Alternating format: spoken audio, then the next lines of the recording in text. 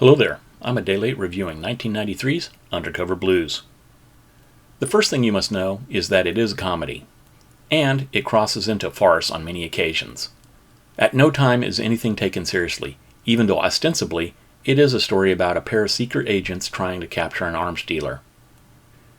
Meet our protagonists, Jeff and Jane Blue, a married couple on maternity leave with their infant daughter and vacationing in New Orleans. One night while Jeff is out for a stroll to get some baby formula, he encounters a pair of muggers, one of whom is out to make a name for himself, Muerte, which is Spanish for death. Jeff hands over his wallet and watch without incident, but isn't cowed by Muerte trying to be intimidating. Incensed, Muerte has his partner attack Jeff. And if you've been watching my videos, you know what time it is. Game on! Game on! Jeff easily dispatches the sidekick, and now it's Muerte's turn. He proves to be no trouble as well, although it does take him a little bit longer to learn that particular lesson. Once Jeff makes it back to the hotel, his wife asks him about the broken baby stroller. Before he can answer, the police are there asking if he had been mugged earlier. And Jeff is all like, I know nothing. Nothing. This piques Lieutenant Sawyer's interest, and he copies down Jeff's ID for further research. Later, Sawyer calls an old army buddy of his in the FBI to do a background check on Jeff. This is the response he gets. Calls himself Jefferson Blue. Did I say something funny? Meanwhile, Jeff and Jane return to their hotel room to find their immediate supervisor, Frank, waiting for them. He has a job for them. Someone has stolen a batch of C-22, a new plastic explosive that the Army is getting rid of because it's too volatile. Worse still, it looks like it might have fallen into the hands of an old adversary of theirs, Polina Novacek. The Blues aren't interested. That is, until their boss offers them a hefty bonus if they will take the case. As Jane says, Hey, I'm a mother now. You know what a decent college is going to cost in 20 years? they end up taking the job. In the file that Frank gave them is the name of one Mr. Gilbert Foster who works for Dynagon. Dynagon is the contractor that used to make C-22. Jeff goes by the facility posing as a reporter, and he asks Foster if he would like to comment on the theft of defense secrets. Foster panics and says no comment and asks Jeff to leave. Foster then has a printout of security camera footage made, and he sends it to his contact. Said contact then passes it on to Novacek. She recognizes Jeff and tells her lackeys that they will need to move up their timetable. Not only that, she orders her men to find and capture Jeff. While dining out for lunch and discussing their plans to go after Novacek, the Blues are found by some of Novacek's men, and it is here we cross into farce territory.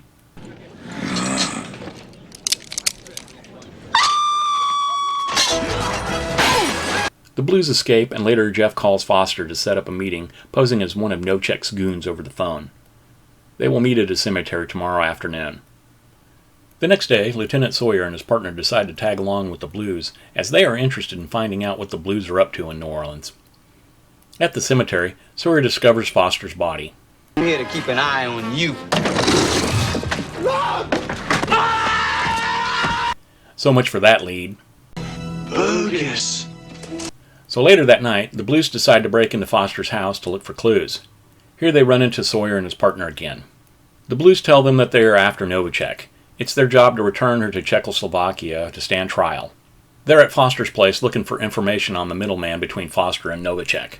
As they leave, they notice a bank across the street from Foster's house, and Jeff makes the observation that Foster recently made a deposit at a branch of the same bank on the other side of town.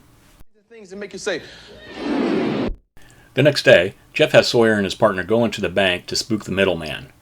Jeff grabs him as he's sneaking out of the bank. He takes him back to their hotel room and has Jane pose as a Russian torture expert. Jane thinks it's a dumb idea. Jeff assures her that the guy is a wuss and he will spill his guts with the least effort. Jeff has Jane bring him a pair of knitting needles hooked up to some power cords, and when the needle tips get close together, an electric arc can be seen. Then a little electric current. God, what is that? Jeff tells the middleman that Jane is going to insert the needles through his eye sockets and into his brain, where the electric current will stimulate his pain center. The middleman doesn't have the name of the woman that he's working for, but he does have her phone number. They let him go with the advice that he disappear. Next up, the zoo. They are here to kill some time and entertain their daughter. But Sawyer and his partner and Muerte are skulking about. Jeff has Jane fake a seizure to distract the cops while he goes to deal with Muerte. Jeff goes over to the alligator pit and Muerte tries to attack him from behind. Jeff sends Muerte flying into the pit. Muerte makes it into a tree while the gators gather around. Jeff asks for Muerte's wallet, saying that he owes him for the stroller that got damaged in their fight. Jeff plants a tracking device in the wallet for later, and then he tells Muerte that he's going to go for help. Jeff then goes back to where Jane is and gives her medication. They thank the police and continue with their day, Jeff telling Jane his plans for the evening. That night at the bar that Muerte likes to frequent, Jane is in disguise and gives Muerte the phone number that they got from the middleman, saying that there is someone paying for information on the Blues. Muerte calls the number and Novacek's head goon tells him that they will come and get him. Muerte gets to meet Novacek, but it doesn't go as he hopes. I know working with him don't fit. Meanwhile, Jeff rents a boat to go after Novacek using the tracking device he planted on Muerte. Sawyer manages to sneak onto the boat without Jeff seeing. Later that night, Jane sneaks out of the hotel, but she is captured by Novacek's men. Jeff makes it to Novacek's hideout, and Sawyer announces his presence. Shortly thereafter, they are captured by Novacek. Novacek and her men take them inside, where it is revealed that not only do they have Jane, but they have Muerte. Novacek then orders Jane to give them the baby to be used as a bargaining chip. Jane reaches into the stroller and starts to move towards Novacek when she throws the baby at her. It isn't baby Jane, it's a bomb. In the ensuing confusion, Novacek makes a break for it. Jeff, Jane, and Sawyer follow in pursuit, with Jane showing off her shooting proficiency. Excellent! Novacek is making her way through the salt mine and recovers the case with the C-22 in it. The Blues catch up to Novacek just as she's getting onto an elevator out of the mine. A helicopter flies overhead. Inside is an old subordinate of Novacek's from the Czech secret police named Zubek. What's this? Jane's hanging from the bottom of the elevator. Whoa! Novacek grabs hold of a rope ladder and tries to climb up, but accidentally drops the case containing the very unstable explosives into a mud pit. Novacek calls up to the helicopter to lower her so that she can get the case. Jeff gets in the crane and swings the hook over to Jane to lower her off of the top of the tower. Next up, mud wrestling with Novacek and Jane. Excellent! Novacek gains the upper hand until Jeff uses a flamethrower to get her attention. Novacek says for Jeff not to be so hasty.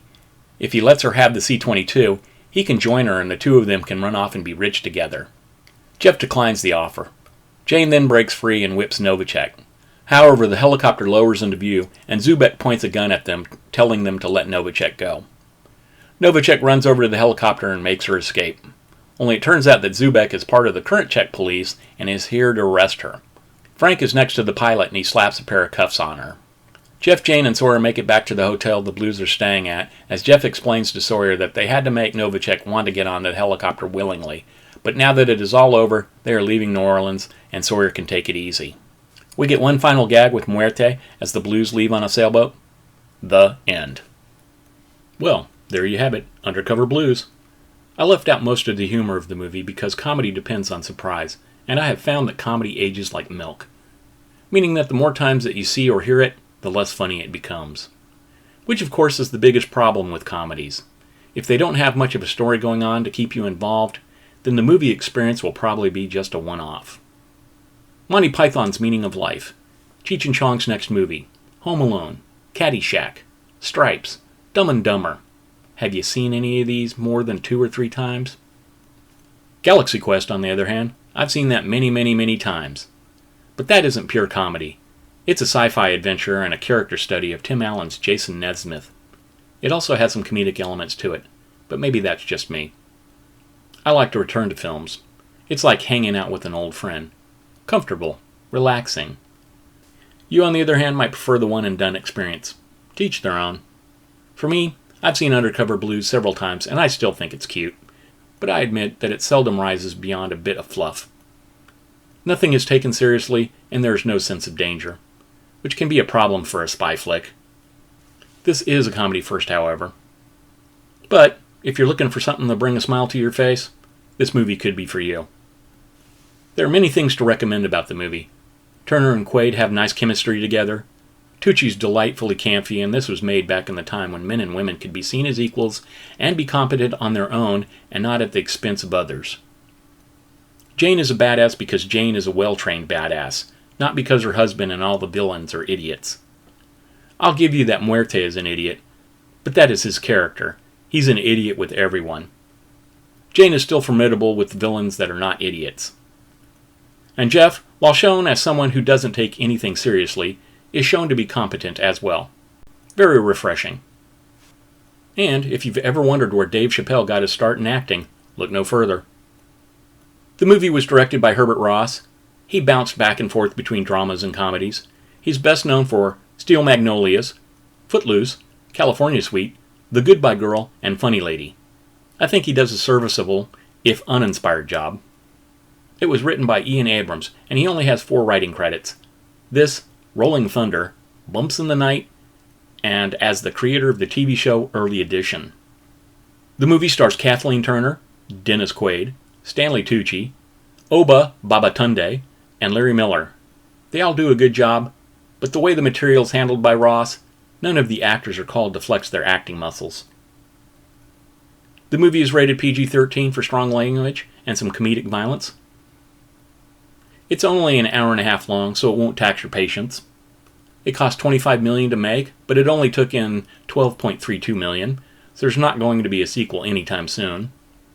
It has a 6 out of 10 on IMDb. Metacritic has it at 46 out of 100, and Rotten Tomatoes has it at 37% per critics and 67% per audience score. Once again, I'm more in line with the audience score on this one. As I said before, this is a light piece of fluff, but then every meal doesn't have to be meat and potatoes. Enjoy some cotton candy once in a while. So I say, check it out. As always, thanks for watching. Until next time. It's one small step for man.